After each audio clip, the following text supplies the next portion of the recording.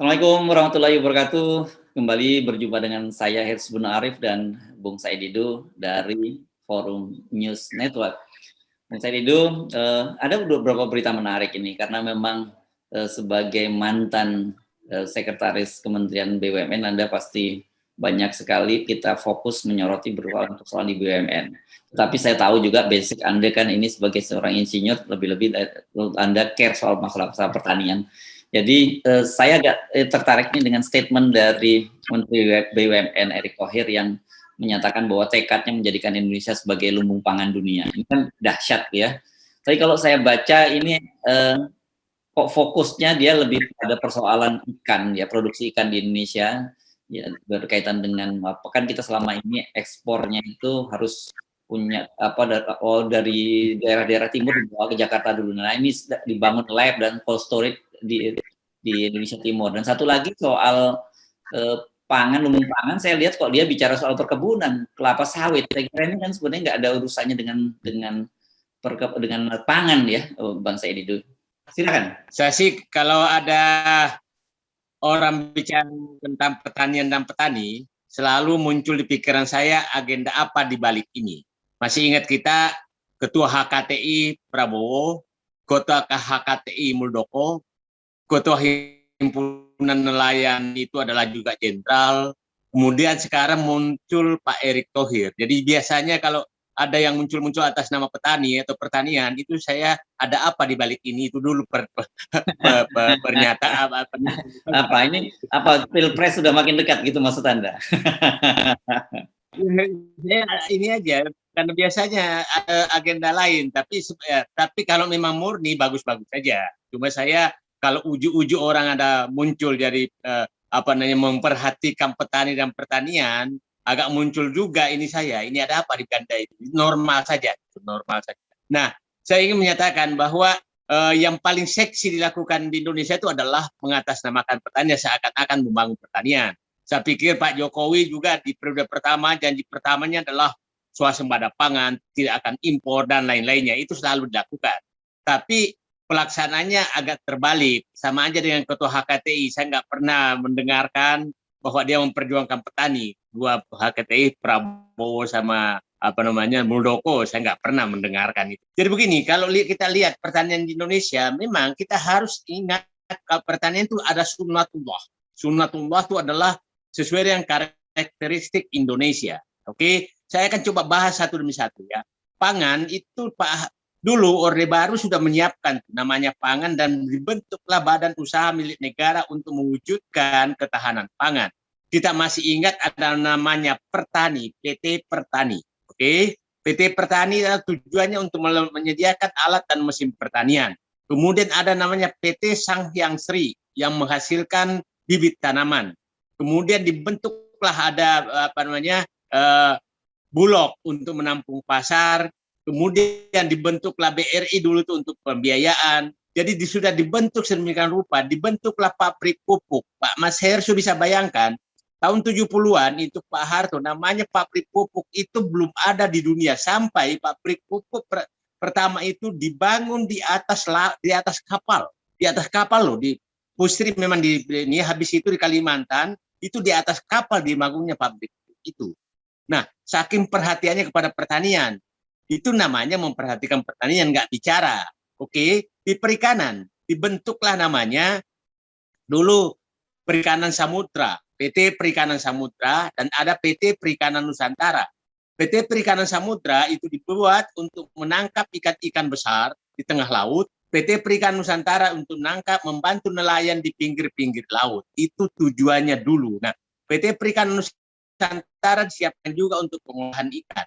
Jadi sebenarnya konsepnya sudah lama sekali, tapi karena kebencian kepada Orde Baru, maka semua itu dikubur. Jadi istilahnya ini yang bagus dikubur semua. Nah, itulah yang jadi. Nah, saya coba sekarang berebut sekarang nih. Pak Prabowo bikin food estate, ya kan? Kemudian ada Erick Thohir bikin juga pangan. Nah, ini udah mulai ini saya. Ada apa ini sebenarnya yang terjadi gitu. Nah, tapi saya ingin menyatakan di forum ini dengan konsep-konsep yang disampaikan sekarang, yang Pak saya agak paham pertanian, semua itu tidak masuk akal saya. Semua tidak masuk akal saya. Sangat berat menjadikan Kalimantan sebagai food estate. Sangat berat. Nah, kenapa sangat berat? Secara secara alam itu berat sekali. Kita tahu alam Kalimantan itu adalah sebagian besar adalah gambut dan berlahan asam. Nah, itu kalau mau menjadikan Kalimantan sebagai food estate, maka pindahkanlah Gunung Merapi ke sana supaya menjadi basah. Wah, ini berat ini urusannya kalau harus menggunakan itu. Zaman dulu Loro Jonggrang itu sama Bandung Bondowoso juga nggak bisa bikin tuh Candi Seribu, apalagi Gunung Merapi. Nah, oke. Tetapi balik lagi sebelumnya itu, apakah mimpi Indonesia menjadi lumbung pangan dunia itu sesuatu yang berlebihan? Atau sebenarnya bisa kita wujudkan? Saya pikir kalau konsisten dilakukan, tapi jangan semuanya itu harus dipilih. Tidak semua. Saya katakan, tapi harus energi besar-besaran. Karena masalahnya konsumsi kita besar sekali. Seperti umpamanya sekarang. Ini kalau mau masuk ke padi agak susah menjadikan lumbung pangan. Lumbung pangan dan pangan apa? Pangan apa? Jadi istilah saya, tolonglah jangan terlalu bombastis menyatakan kita akan lagi dumpang. Swasembada pangan dulu aja deh. Saya bicara tentang perikanan. Perikanan, Mas Hersu. Laut kita itu laut dangkal. Lautnya tidak ini.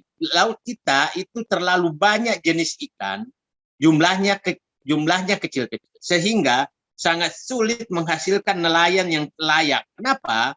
Karena alat tangkap ikan itu berbeda-beda antara satu jenis ikan dengan ikan lain.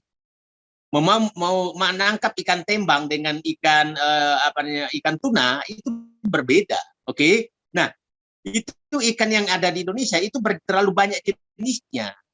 Nah, sehingga alat tangkapnya tidak pernah bisa layak. Maksudnya alat tangkap itu hanya bisa layak umpamanya beroperasi sekian bulan dengan kesekian. Itu enggak hanya 3 bulan musim tembang. Habis itu musim ini berbeda. Maka itu alat tangkapnya tidak layak. Jadi memang kita harus tahu karakteristiknya. Yang kedua, ikan besar, Mas Hersu, ikan besar di kita itu, ikan tuna, itu ikan lewat. Bukan ikannya Indonesia. Yang kalau ada yang besar di sini adalah ikan kesasar. Nah, ikan tersasar nggak bisa balik. Jadi kalau ikan tuna itu sebetar betis, lebih kecil dari betis orang dewasa, sebetar betis anak kecil, itu dari utara masuk ke selatan. Sampai ke selatan. Nanti besar, sebesar paha Bali, maka dia lewat lagi. Nah, lewatnya itu ada 2 selat. Selatnya antara Maluku dengan Papua, ya kan, Laut Banda. Nah, dan selat Sumatera dan selat Makassar, 3 selat itu yang dilewati. Selat Makassar kecil. Nah, itulah kalau balik dari selatan itu ikannya menjadi besar. Nah, ada yang kesasar biasanya. Kesasar tuh ada di sekitar Laut Banda, ada kesasar masuk ke Laut Jawa.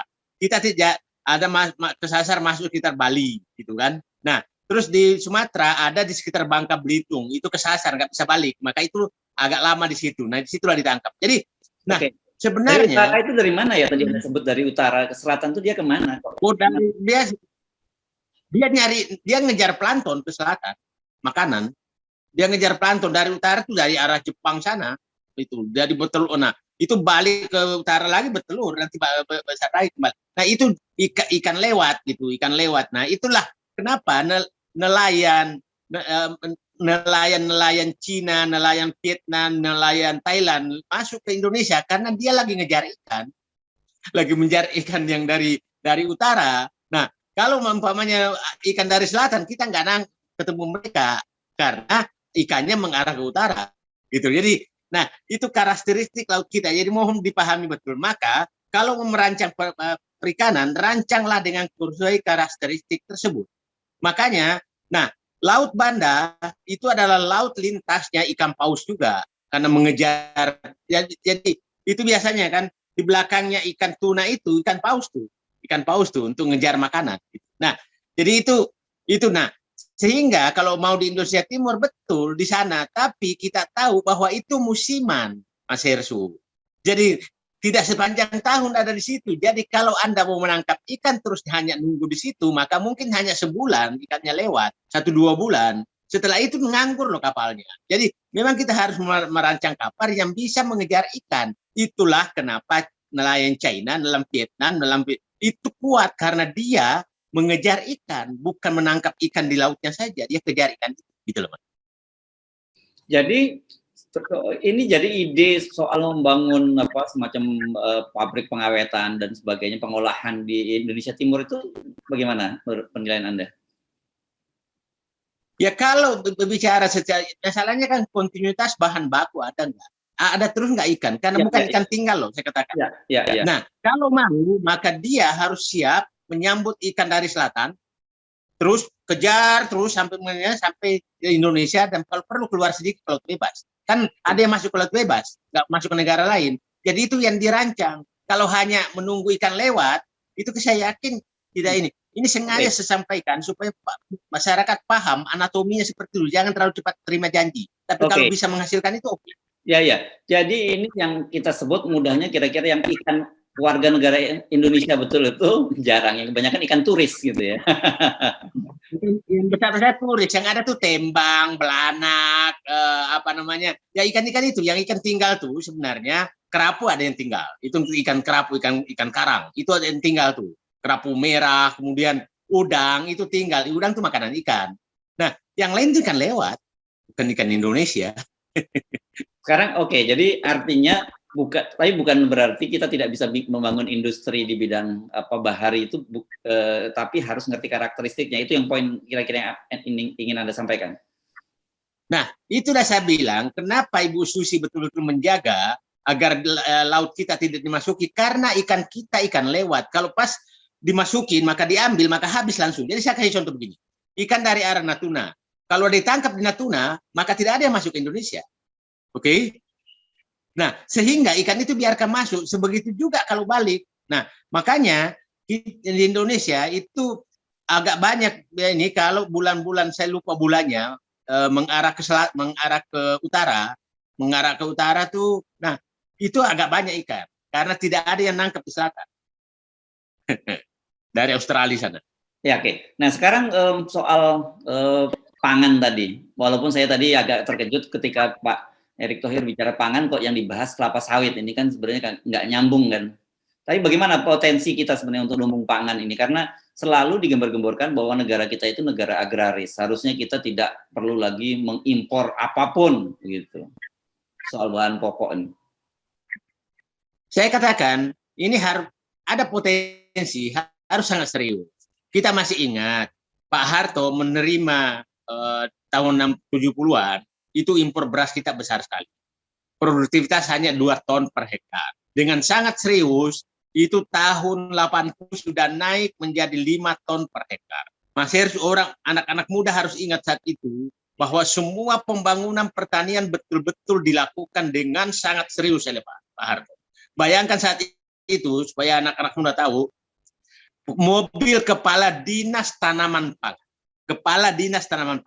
itu mobil hardtop. Nah, pada saat itu mobil bupati, mobil kampas, penyuluh yang diperbanyak penyuluh pertanian, bukan buzzer. Penyuluh pertanian itu pakai motor trail ke sawah. Kemudian itu namanya ketua KUD, itu kayak pemimpin partai, kayak dihormati betul ketua KUD itu. Nah, kemudian itu pupuk itu numpuk di bawah di gudang sampai membeku, TSP itu disiapkan oleh ini. Jadi betul-betul serius. Dan itu yang dinikmati sekarang. Tapi kalau hanya seperti sekarang ini, hanya lewat pidato, lewat ini, terus yang diprioritaskan adalah online, kemudian kartu prakerja itu adalah yang tukang dagang, nggak akan pernah terjadi. Tidak akan pernah terjadi. Apalagi sekarang kantor Kementerian Riset dan Teknologi mau dihilangkan. Nah, itu saya nggak yakin terjadi. Karena ini butuh teknologi. Saya kayak contoh, Mas Her. Coba bayangkan, kita umpamanya susu lah. Susu itu. Susu di negara-negara penghasil susu itu sudah menghasilkan ada yang sampai 50 sampai 100 liter. Itu 100 liter per ekor sapi per hari. Kita 20 liter, 10 liter, gimana mau bersaing? Nah, itu saya pikir kalau ini harus serius. Kalau ini ada potensi, tapi harus serius banget. Oke, balik lagi ke pertanian tadi. Anda cerita bagaimana Pak Harto sangat serius menggarap itu. Dan kemudian apa yang terjadi? Karena seingat saya memang pada masa Pak Harto itu kita pernah sudah swasembada pangan gitu. Tapi yang terjadi sekarang kita justru impor semua. Jadi Pak Harto itu 84 swasembada beras. Jadi itu benar-benar itu menjadi dunia terkaget karena dari suatu importir terbesar menjadi swasembada. Nah, kita harus ingat, gula kita dulu waktu zaman Belanda itu eksportir terbesar, gula zaman Belanda. Sekarang kita importir terbesar. Oke? Nah, dulu banyak sekali yang kita eksportir, tapi sekarang kita menjadi importir. Nah, bukan karena apa? Produksinya ditinggalkan. Jadi menurut saya, pertanian ini betul-betul ditinggalkan dan diarahkan ke industri lain, dan industri lain nggak kuat juga mengejarnya gitu. Jadi saya sih ya udahlah, Pak Harto dulu tuh itu betul-betul menyerahkan pertanian ke ahlinya. Itu hanya disuruh bikin BIMAS, adalah Institut Pertanian Bogor, IPB. Dia bikin konsep dan IPB yang turun ke lapangan itu yang menghasilkan BIMAS, menghasilkan swasembada semua. Tapi sekarang yang dipanggil yang bukan ahli pertanian, bukan malah ya mohon maaf aja itu dianggap tidak penting gitu. Pertanian itu nggak dianggap penting, pentingnya kalau pilkada aja. Nah, saya begini Mas Nusri, seperti katakan tadi, sawit itu sebenarnya itu akan masuk ke energi, nah, dan pangan. Nah, sebenarnya yang bisa tidak pernah namanya sawit itu menjadi makanan pokok, tidak akan pernah. Jadi kalau menyatakan sawit sebagai food ini pangan dunia, bukan. Itu umum pangan dunia bukan, nggak bisa. Nah, pangan itu karbohidrat. Karbohidrat kita yang ada, pangan itu karbohidrat dan protein, ya kan? Nah, kita tahu yang potensial untuk protein hanya ikan. Peternakan nggak bisa, ya peternakan, kecuali peternakan kecil, unggas. Tapi unggas itu tidak terlalu di negara manapun bisa jadi dan terlalu cepat, daya saingnya rendah, gitu, cepat sekali teknologinya maju. Itu saya pikir perlu duduk benar. Mungkin suatu saat kita bahas benar mana sih yang dianggap lumbung pangan. Karena begini juga Pak, saya selalu waspada dengan janji-janji seakan-akan Indonesia surga dunia, surga bahwa semua bisa. Nggak juga. Kita harus realistis. Tidak juga. Saya kalau ditanya sekarang, Pak Mas Heru tanya, pangan apa yang paling potensial di Indonesia? Saya nggak bisa menjawab. Nggak bisa. Nggak bisa bahwa mana yang menjadi. Jadi saya PT Agro Nusantara yang dibikin Pak Prabowo, itu saya agak ketawa membacanya. agak ketawa membacanya. Itu saya di forum ini menyatakan saya masih sangat sangsi bahwa itu sukses. Oke.